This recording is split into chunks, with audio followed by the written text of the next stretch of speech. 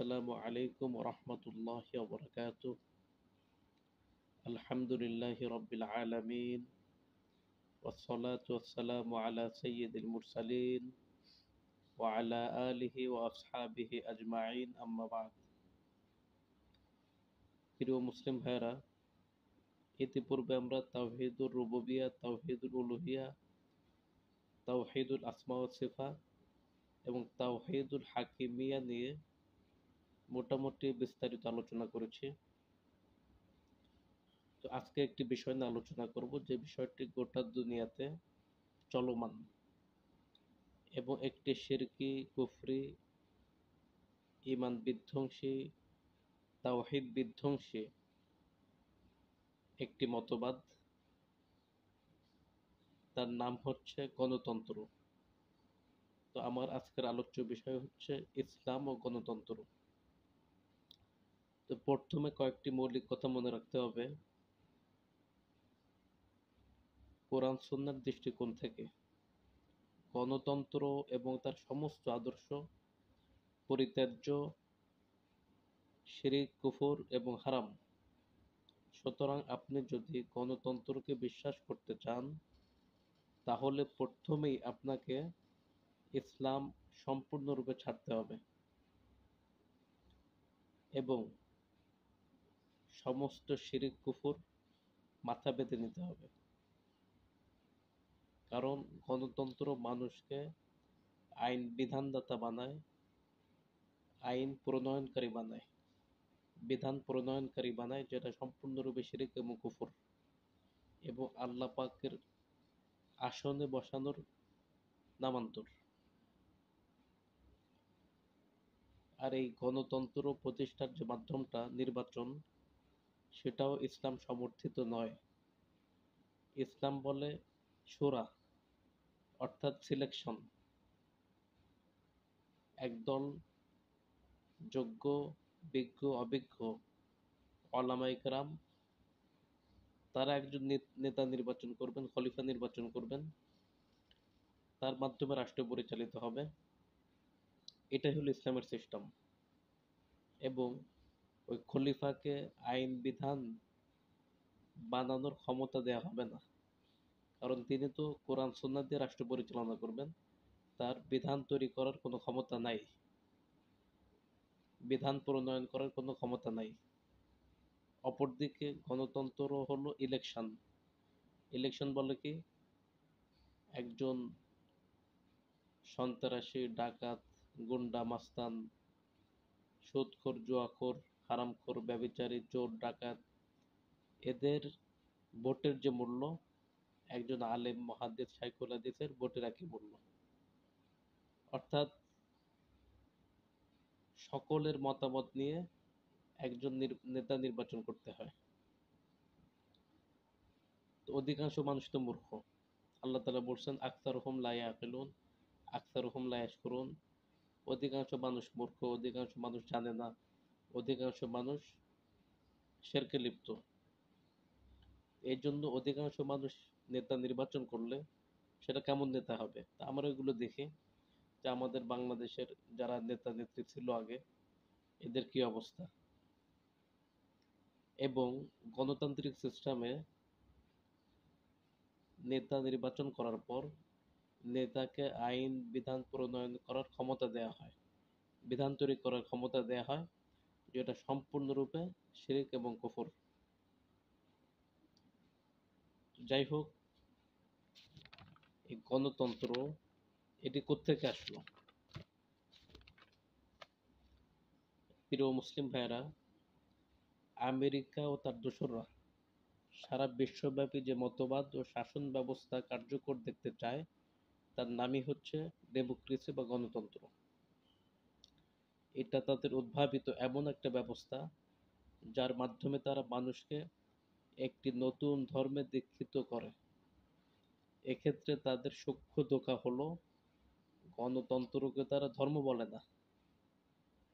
কেননা গণতন্ত্রকে যদি ধর্ম বলে, তাহলে অন্য ধর্মাবলম্বীরা কখনোই গণতন্ত্রকে মানতে যাবে না। এর জন্য তারা গণতন্ত্রকে রাষ্ট্র পরিচালনার পলিসি বলে থাকে। তবে আমরা আশ্চর্য হই, অনেক মুসলিম আলেমরা এই গণতন্ত্রকে আরো হালকাভাবে দেখে। তারা মনে করে গণতন্ত্রের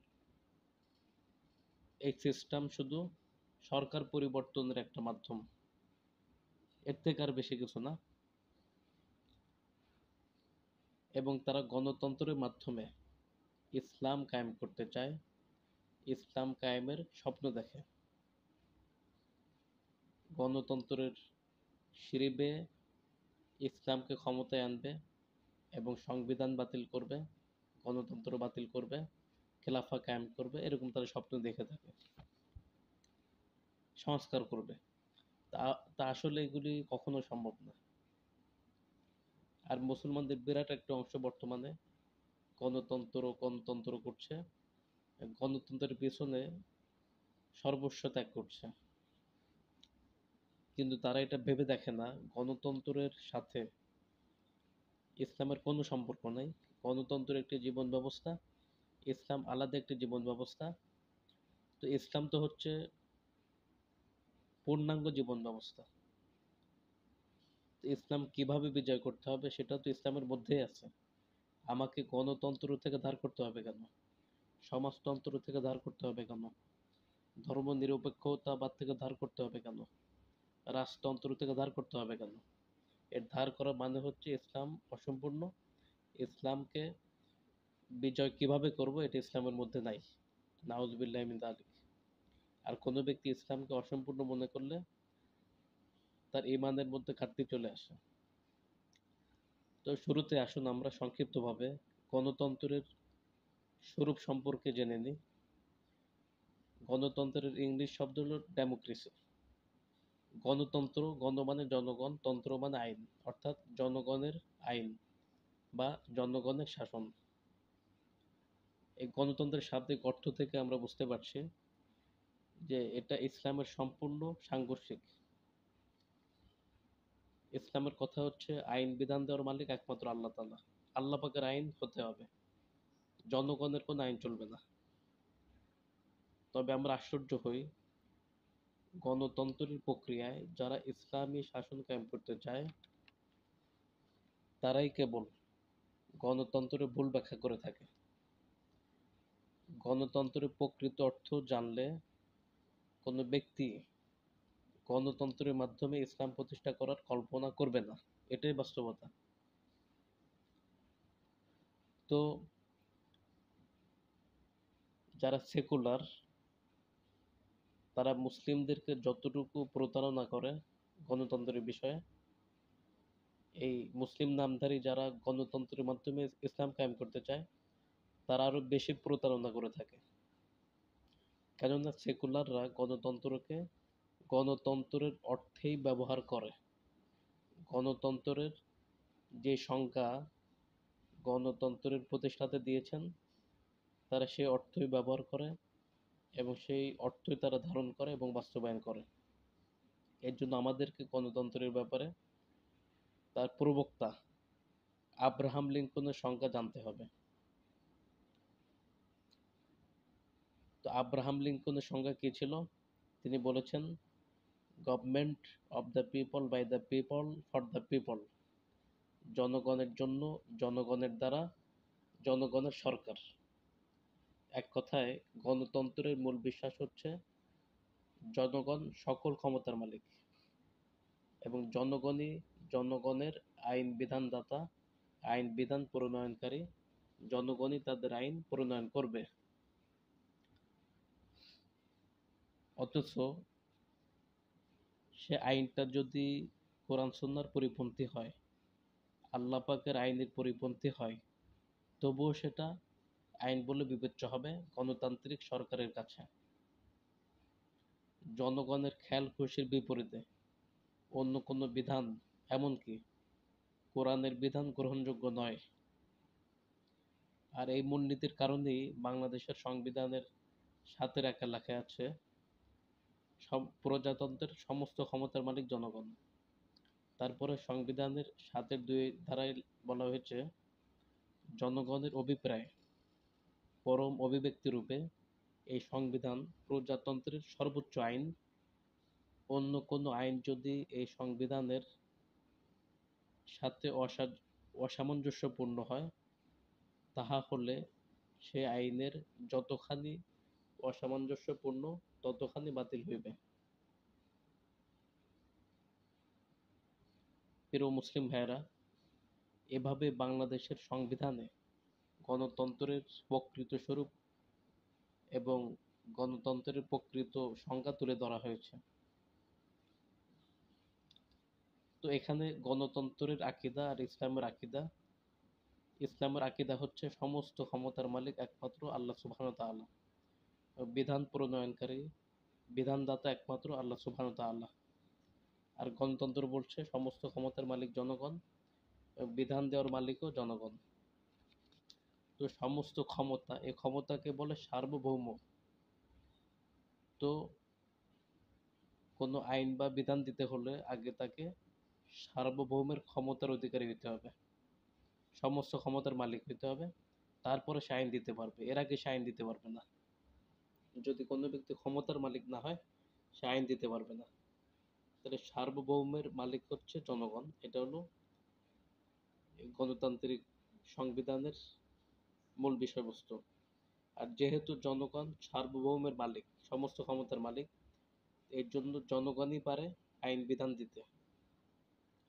আর ইসলামের আকীদা হচ্ছে সমস্ত কিছুর মালিক একমাত্র আল্লাহ তাআলা, সার্বভৌমের মালিক আল্লাহ তাআলা, শুধু বাংলাদেশের না, সারা দুনিয়ার। এবং সমস্ত কিছুর সার্বভৌমের মালিক একমাত্র আল্লাহ সুবহানাহু ওয়া তাআলা, এবং তিনি একমাত্র আইন বা বিধান দেওয়ার ক্ষমতা রাখেন, অধিকার রাখেন, আর কেউ রাখে না। যদি কেউ দাবি করে রাখে, তাহলে সে সুনিশ্চিত তাগুত হয়ে যাবে, মোরতাদ হয়ে যাবে, এবং তাওহীদ রুবুবিয়া, তাওহীদ উলুহিয়ার ক্ষেত্রে শিরকে লিপ্ত হবে।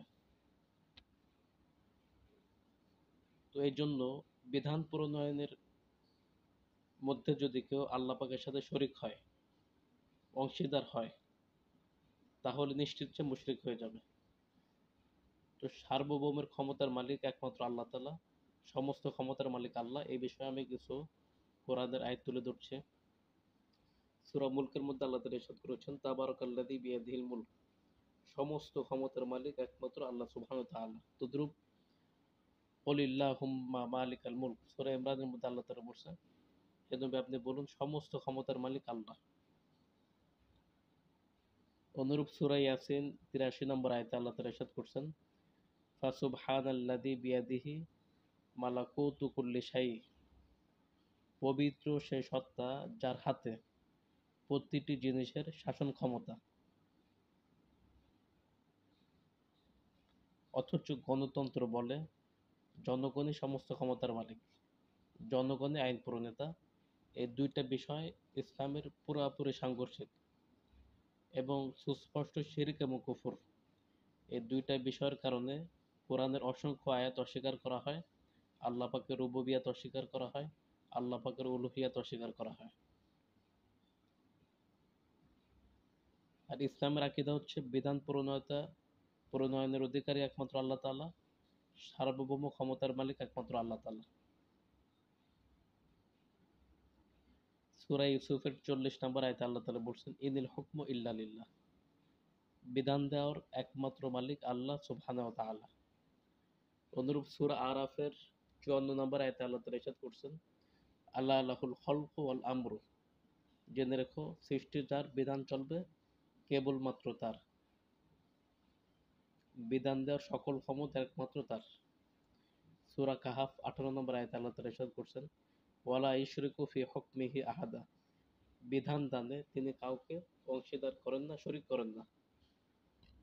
সূরা রা'দের ৪১ নম্বর আয়াতে আল্লাহ তাআলা ইরশাদ করছেন, ওয়াল্লাহু ইয়াহকুমু লা মুআক্কিবা লিহুকমিহি, আল্লাহ বিধান দেন এবং তা পশ্চাতে নিক্ষেপ করার কেউ নেই, কারো ক্ষমতা নেই। সূরা মুমিনুন ১২ নম্বর আয়াতে আল্লাহ তাআলা ইরশাদ করেছেন, ফাল হুকমু লিল্লাহিল আলিয়্যিল কাবীর, সমস্ত হুকুম বিধান দেওয়ার মালিক একমাত্র আল্লাহ তাআলা, তিনি সুমহান, সবচেয়ে বড়। কিন্তু গণতন্ত্র বলে জনগণই তাদের আইন তৈরি করবে, জনগণই সব ক্ষমতার মালিক, জনগণের ভোটে নির্বাচিত সংসদ সদস্য অধিকাংশ যে রায় দিবে সেটাই বাস্তবায়িত হবে, এবং তারা চাইলে আল্লাহর বিধান রহিত করতে পারবে। আমরা বাস্তবেও তাই দেখি। যেখানে যেখানে কোরআনের বিধান সংঘর্ষ হয়েছে, সেখানে সেখানে কোরআনের বিধানকে বাতিল করা হয়েছে, আল্লাহ পাকের বিধানকে বাতিল করা হয়েছে, আর তাদের বিধানকে বহাল রাখা হয়েছে, এবং তারা কোরআনের বিধান বাতিল করে বিকল্প বিধান তৈরি করেছে। যে সকল ক্ষেত্রে আল্লাহ পাকের আইন বিধিবিধান অবতীর্ণ হয়েছে, যেমন চুরি, ডাকাতি, জেনা, কেসাস, হদুদ, হত্যার বদলে হত্যা, মদের শাস্তি, সম্পত্তি, আরও যত বিষয় আছে, এই সমস্ত ক্ষেত্রে দেখা যায় তারা আল্লাহ পাকেরটাকে বাতিল করেছে আর ওদেরটাকে বহাল রেখেছে, বিকল্প বিধান তৈরি করেছে। তো আল্লাহ পাকের কোনো বিধানকে বাতিল করা এটা সুস্পষ্ট কুফরি আকীদা। বিকল্প বিধান তৈরি করা সুস্পষ্ট শিরকি আকীদা। যেমন সূরা নূর 2 নম্বর আয়াতে আল্লাহ তাআলা ইরশাদ করছেন, আয-যানিয়াতু ওয়াজ-যানি ফাজলিদু কুল্লা ওয়াহিদিন মিনহুমা মিআতা জালদা। ব্যভিচারী পুরুষ বা নারী তাদের প্রত্যেককে তোমরা 100 বেত্রাঘাত করো।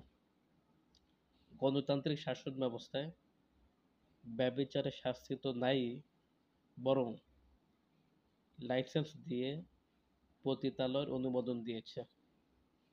মানে আল্লাহ ব্যভিচারকে হারাম করেছে আর গণতান্ত্রিক ব্যবস্থাপনা তাকে হালাল করেছে পতিতালয়ের মাধ্যমে।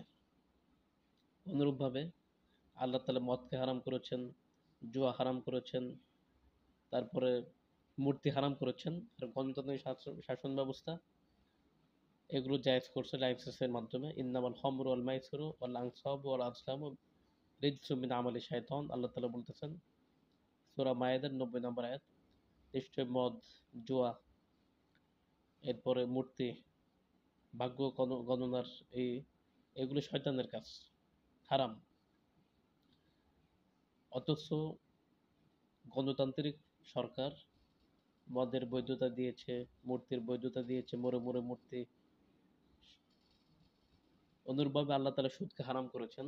সূরা বাকারা 275 নম্বর আয়াত আল্লাহ তাআলা ইরশাদ করছেন, আহাল্লাল্লাহুল বাইআ ওয়া হাররামার রিবা। আল্লাহ বেচা কেনা, ব্যবসাকে হালাল করেছেন, সুদকে হারাম করেছেন। এবং সূরা বাকারার 278 নম্বর আয়াতে আল্লাহ তাআলা ইরশাদ করছেন, ইয়া আইয়ুহাল্লাযীনা আমানুত্তাকুল্লাহ ওয়া দারু মা বাকিয়া মিনার রিবা। হে মুমিনগণ, তোমরা আল্লাহকে ভয় করো এবং সুদের বকেয়া ত্যাগ করো, ছেড়ে দাও। ইন কুনতুম মুমিনিন, যদি তোমরা মুমিন হয়ে থাকো। ফা ইল্লাম তাফআলু, যদি তোমরা এটা না করো, ফাআযানু বিহারবিম মিনাল্লাহি ওয়া রাসূলিহি, তাহলে তোমরা আল্লাহ এবং তার রাসূলের পক্ষ থেকে যুদ্ধের ঘোষণা শোনো। তো আল্লাহ তাআলা সুদকে হারাম করেছেন, সুদের লেনদেন সবকিছু হারাম করেছেন। আর এদেশের গণতান্ত্রিক সরকার সুদী ব্যাংকগুলোকে লাইসেন্স দিয়ে বৈধ করে দিয়েছে। শুধু তাই নয়, তারা সুদকে অর্থনীতির ভিত্তি হিসাবে গ্রহণ করেছে। আল্লাহ তাআলা পর্দাকে ফরজ করেছে, আর গণতান্ত্রিক সরকার বলে পর্দা ফরজ না, এটা ব্যক্তিগত বিষয়, মানলে মানবে, না মানলে নাই। অনেক সময় টিটকারি মশকারিও করে। অনুরূপভাবে আল্লাহ তাআলা এরকম অনেক বিধান আছে যেগুলো আল্লাহ তাআলা হালাল করছে, আর গণতান্ত্রিক ব্যবস্থাপনা সেটাকে হারাম করছে। আল্লাহ তাআলা হারাম করছে, তারা সেগুলোকে হালাল করছে এবং মানুষের উপর এগুলো চাপিয়ে দিয়েছে। তো তারা এগুলো করতে পারেছে, তারা এগুলো করছে কিভাবে? তারা এসব কাজ করতে পেরেছে একমাত্র গণতান্ত্রিক বিশ্বাস এবং ক্ষমতা বলে। ইসলামের বিষয়ে এবং ইসলামের যে কোনো বিষয়ে, কোরআন সুন্নাহ ইসলামের বিষয়ে বাক স্বাধীনতার অধিকার ইসলাম দেয়নি, কিন্তু গণতন্ত্র মানুষকে বাক স্বাধীনতা দিয়েছে। আর তারা বাক স্বাধীনতার নাম দিয়ে ইসলাম, কোরআন সুন্নাহ, আল্লাহ, রাসূল এবং ইসলামের শেয়ার, ইসলামের যে কোনো বিষয়, ইত্যাদিকে কটূক্তি করছে এবং বিষোদ্গার করছে, অবমাননা করছে। আর এটাকে তারা নিজেদের বাক স্বাধীনতা দাবি করছে। তো গণতান্ত্রিক সরকার এদেরকে তো শাস্তি দিচ্ছেই না, বরং এদেরকে নিরাপত্তা দিচ্ছে এবং এদের নিরাপত্তা নিশ্চিত করছে। তো এটা হলো ইসলাম ও গণতন্ত্রের মধ্যে পার্থক্য। গণতান্ত্রিক ব্যবস্থা অবাধ ব্যক্তি স্বাধীনতা অবাধ ব্যক্তি স্বাধীনতার অনুমতি দেয় না। মানে অবাধ ব্যক্তি স্বাধীনতার অনুমতি দেয় না। কিন্তু গণতান্ত্রিক ব্যবস্থাপনা প্রত্যেককে অবাধ ব্যক্তি স্বাধীনতার এখতিয়ার দেয়। আমাদের দেশে যদিও সংখ্যাগরিষ্ঠ মুসলমানের জন্য সবাই যা ইচ্ছা তা করতে পারে না, কিন্তু যেখানে গণতন্ত্রের চর্চা হয়, গণতান্ত্রিক রাষ্ট্র, সেগুলোতে যার যা মন চায় সে সেটা করে। এক্ষেত্রে বাধা দেওয়ার কারো ক্ষমতা নেই। কারো ব্যভিচার করতে মনে চায় সে ব্যভিচার করে প্রকাশ্যে, কারো সমকামিতা করতে মন চায় প্রকাশ্যে সমকামিতা করে, এরকমভাবে প্রকাশ্যে উলঙ্গ হয়ে চলাফেরা করে। এরকম অনেক বিষয়াদি আছে। পুরুষ নারী হয়ে যাচ্ছে, নারী পুরুষ হয়ে যাচ্ছে। তারা এটা গণতান্ত্রিক তাদের অধিকার মনে করে। এটা হলো ইসলাম ও গণতন্ত্রের মধ্যে বড় বড় পার্থক্য। তারপরে গণতন্ত্রে মুসলিম এবং অমুসলিমদের মর্যাদা এক নয়। মুসলিমদের মর্যাদা অনেক উপরে, আর অমুসলিমদের অনেক বিষয়াদি আছে। কিন্তু গণতন্ত্রের মধ্যে মুসলিম অমুসলিম সবার মর্যাদা সমান। তো বহু দিক থেকে গণতন্ত্র ইসলামের সম্পূর্ণ সাংঘর্ষিক। একজন মানুষ গণতন্ত্রে বিশ্বাস করলে সে কিছুতেই মুসলিম থাকে না। গণতন্ত্রের মাধ্যমে মানুষ মানুষকে রব বানায়, মানুষ মানুষকে আল্লাহ পাকের আসনে বসিয়ে দেয়। এর জন্য বাংলাদেশের সংবিধানের সাথে লেখা আছে, প্রজাতন্ত্রের সমস্ত ক্ষমতার মালিক জনগণ। আর লা ইলাহা ইল্লাল্লাহর বাণী হচ্ছে আল্লাহ ছাড়া কারো কোনো ক্ষমতা নাই। আর গণতন্ত্রের আকীদা হচ্ছে জনগণ ছাড়া আর কারো কোনো ক্ষমতা নাই। গণতন্ত্রের বিশ্বাস হলো আইন প্রণেতা বিধানদাতা হলো জনগণ। আর ইসলামের আকীদা হচ্ছে একমাত্র আল্লাহ সুবহানাহু ওয়া তাআলা। তো এখন জনগণ যখন ক্ষমতার মালিক হলো, সমস্ত ক্ষমতার মালিক হলো, তো এত ক্ষমতা তারা চালাবে কিভাবে? এর জন্য তারা তাদের ক্ষমতাকে এমপিদের কাছে হস্তান্তর করে। আর এমপিরা এই ক্ষমতা নিয়ে সার্বভৌমর মালিক হয়ে সংসদে বসে। তারপরে তারা বিভিন্ন বিধান প্রণয়ন করে, বিভিন্ন বিধান বাতিল করে। এখন যদি কোনো এমপি সাহেব বলে যে মদ খাওয়াটা জরুরি, দেশের মানুষ মদ খেতে চায়, এবং বাকি এমপিরা যদি তাকে ইতিবাচক রায় দেয়, তখন স্পিকার সাহেব বললে হা জয়যুক্ত, হা জয়যুক্ত, হা জয়যুক্ত, মদ হালাল হয়ে গেল। এরকম ভাবে যদি কোনো এমপি সাহেব বললে আজকে থেকে পুরুষরা ঘরে কাজ করবে আর মহিলারা বাইরে কাজ করবে, আর অধিকাংশ সংসদ সদস্য যদি রায় দেয়, তাহলে সেটা জয়যুক্ত হয়ে যাবে। তখন পুরুষরা ঘরে বসে থাকবে পর্দার মধ্যে, আর মহিলারা বাইরে কাজ করবে। তো এটা হলো গণতন্ত্র। আর ইসলাম হলো, ইসলামের যে বিধান আছে আল্লাহ পাকের প্রদত্ত বিধান, দুনিয়ার সমস্ত মানুষেরা খণ্ডন করতে পারবে না, বাতিল করতে পারবে না। আল্লাহ যেটা হারাম করছে সেটা কেউ হালাল করতে পারবে না, আল্লাহ যেটা হালাল করছে সেটা কেউ হারাম করতে পারবে না।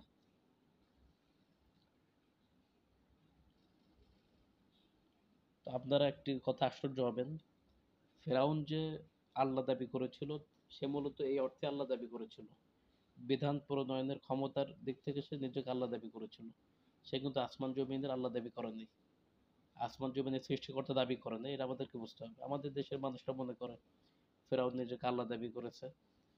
তা আসলে কিন্তু ফেরাউন আল্লাহ দাবি করছে কোন অর্থে?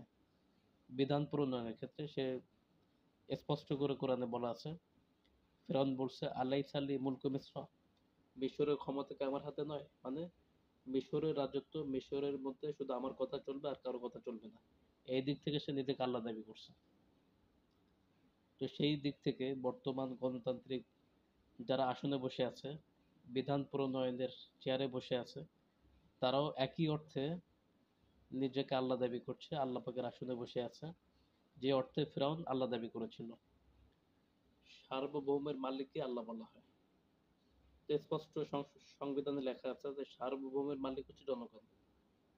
জনগণকে আল্লাহ পাকের আসনে বসিয়ে দিল, জনগণ আল্লাহ হয়ে গেল। এখন জনগণ তো সব করতে পারবে না, এর জন্য জনগণের ক্ষমতা এমপিদেরকে দেয়, তারা এখন আল্লাহ পাকের ক্ষমতা নিয়ে, সার্বভৌমের ক্ষমতা নিয়ে চেয়ারে বসে, এরা সব আল্লাহ পাকের আসনে বসে যায়। এর জন্য বিধান দেওয়ার মালিক একমাত্র আল্লাহ তাআলা। এটা যদি কোনো ব্যক্তি দাবি করে, সে ব্যক্তি সুস্পষ্টভাবে আল্লাহ পাকের একটি গুরুত্বপূর্ণ গুণ, সেফাত নিজের মধ্যে দাবি করলো, সে কারণে সে মুরতাদ হয়ে যাবে, মুশরিক হয়ে যাবে।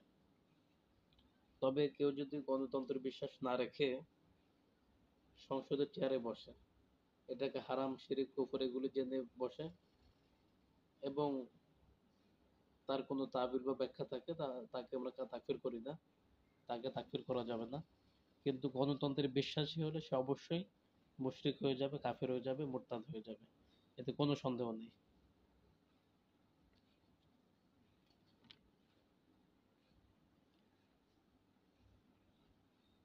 তো যে বিষয়টা আমরা এখন বললাম, যে ইসলাম স্বতন্ত্র ধর্ম, গণতন্ত্র স্বতন্ত্র ধর্ম, এবং আল্লাহ তাআলা নবীকে বলছে, ওয়াইন তুতি আকসারা মান ফিল আরদি ইউদিল্লুকা আন সাবিলিল্লাহ, হে নবী, আপনি যদি দুনিয়ার বেশিরভাগ মানুষের কথা শোনেন, অনুসরণ করেন, তাহলে তারা আপনাকে পথভ্রষ্ট করে ফেলবে। এই জন্য ইলেকশন এটা সমর্থিত, ইসলাম সমর্থন করে না। এই বেশি সব মানুষের কথা শুনলে তো ইসলামের উপর থাকা সম্ভব না, কারণ বেশিরভাগ মানুষ ইসলাম চায় না, ইসলাম চর্চা করে না। তো বর্তমান এক শ্রেণীর ওলামায়ে কেরাম এই গণতন্ত্রকে ইসলামাইজেশন করার জন্য বিভিন্ন উল্টাপাল্টা কথা বলে, যেগুলি শরিয়ত সমর্থন করে না। তারা বলে ইসলামে যেমন সূরা আছে, গণতন্ত্রে তেমন সংসদ আছে, তা পার্থক্য কোথায়, সমস্যা কি? আমি তাদেরকে বলবো, সংসদ আর সূরা দুইটা এক জিনিস না। একটা গরুর চারটা পাও, একটা লেজ আছে, একটা ছাগলের চারটা পাও, একটা লেজ আছে। এখন যদি আপনি বলেন গরু আর ছাগল একই জিনিস, সেটা তো পাগলামি ছাড়া আর কিছু না। ইসলামের সূরা হলো সিলেকশন, যোগ্য বিজ্ঞ ওলামায়ে কেরাম একজন নেতা ঠিক করবে। আর গণতন্ত্রের সংসদ হলো ইলেকশন, সমস্ত মানুষরা মিলে একজন নেতা ঠিক করবে। তো দুইটা তো এক জিনিস না।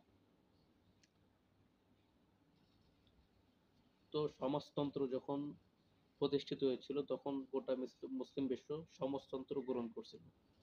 এরপরে তারা আস্তে আস্তে বুঝতে পারছে যে সমাজতন্ত্র হলো মূলত মানুষকে ধোঁকা দিয়ে, বোকা বানিয়ে মানুষকে গোলাম বানাবার একটি পায়তারা। এভাবে তারা মানুষকে গোলাম বানিয়ে মুষ্টিমেয় কিছু লোক সমস্ত সম্পত্তির মালিক হইতো, আর সমস্ত মানুষের পেটে লাথি মারতো। এটা হলো সমাজতন্ত্রের মূল বাস্তবতা। তখন সমস্ত মানুষ এই সমাজতন্ত্রকে ডাস্টবিনে নিক্ষেপ করছে। ঠিক তদ্রুপ গণতন্ত্রের উত্থান চলতেছে বর্তমান। কিন্তু বর্তমান মুসলিমরাও বুঝতে পারছে, অমুসলিমরাও বুঝতে পারতেছে যে এটাও একটা শয়তানি একটা চক্রান্ত। গণতন্ত্রের দুইটা দল, সরকারি বেসরকারি, মারামারি, কাটাকাটি, গুম খুন, হত্যা, নৈরাজ্যতা, কত রকমের উল্টাপাল্টা। তারপরে সমস্ত মানুষকে ক্ষমতার মালিক মালিক বলে মুষ্টিমেয় কিছু লোক ক্ষমতার মালিক হচ্ছে, আর তারা জনগণের উপরে অত্যাচার চালাচ্ছে, টাকা পাচার করছে, গুম করছে, খুন করছে, খুব নির্যাতন চালাচ্ছে। তা মূলত এখানেও কিন্তু জনগণ সমস্ত ক্ষমতার মালিক হলো না, তাদের সংবিধান অনুযায়ী সমস্ত ক্ষমতার মালিক হলো না। সমস্ত ক্ষমতার মালিক মুষ্টিমেয় কিছু লোক হলো, এবং তারাই টাকা পয়সা চুরি করে নিজেরা আত্মসাৎ করে খাইতেছে, পাচার করতেছে, আর জনগণের উপরে নির্যাতন চালাচ্ছে। এটা হলো বাস্তবতা। যাই হোক, তো আমাদেরকে ইসলাম অনুযায়ী চলতে হবে। তো আমি আপনাদেরকে একটি প্রশ্ন করি, তারপর আমার আলোচনা শেষ করবো ইনশাল্লাহ। তো কথাটা হচ্ছে, ইসলাম কি পরিপূর্ণ জীবন ব্যবস্থা নাকি আংশিক জীবন ব্যবস্থা? উত্তর কি? কোরআনকে জিজ্ঞেস করেন, কোরআন কি বলবে? আল-ইয়াউমা আকমালতু লাকুম দীনাকুম ওয়া আতমামতু আলাইকুম নি'মাতি ওয়া রাদিতু লাকুমুল ইসলামা দীনা। আমি আজকে ইসলামকে দিনকে মোকাম্মল করে দিলাম এবং আমার নেয়ামত ওহীর দ্বারা সমাপ্ত করলাম এবং ইসলামকে দিন হিসাবে মনোনীত করলাম। তাহলে বুঝতে পারলাম ইসলাম মোকাম্মল, পরিপূর্ণ দিন, পূর্ণাঙ্গ জীবন ব্যবস্থা। সুতরাং ইসলামকে কিভাবে বিজয় করব সেটা ইসলামের মধ্যেই আছে, নবীর তরিকার মধ্যেই আছে। এটা অন্য কোথাও থেকে আমাদেরকে ধার করতে হবে না। গণতন্ত্র, সমাজতন্ত্র, ধর্মনিরপেক্ষতাবাদ, জাতীয়তাবাদ, রাজতন্ত্র এগুলো থেকে ধার করতে হবে না। ইসলামের মধ্যেই সব আছে। নবীর তরিকা দেখলে আমরা ওটা খুঁজে পাবো ইনশাআল্লাহ। এটা একটি বিষয়। ২ নম্বর বিষয় হচ্ছে ইসলামের শাব্দিক অর্থ কি? ইসলামের শাব্দিক অর্থ আত্মসমর্পণ, অর্থাৎ জীবনের সকল ক্ষেত্রে মহান আল্লাহর হুকুমের কাছে নিজেকে আত্মসমর্পণ করার নামই হলো ইসলাম। আর যে আত্মসমর্পণ করে তাকে বলে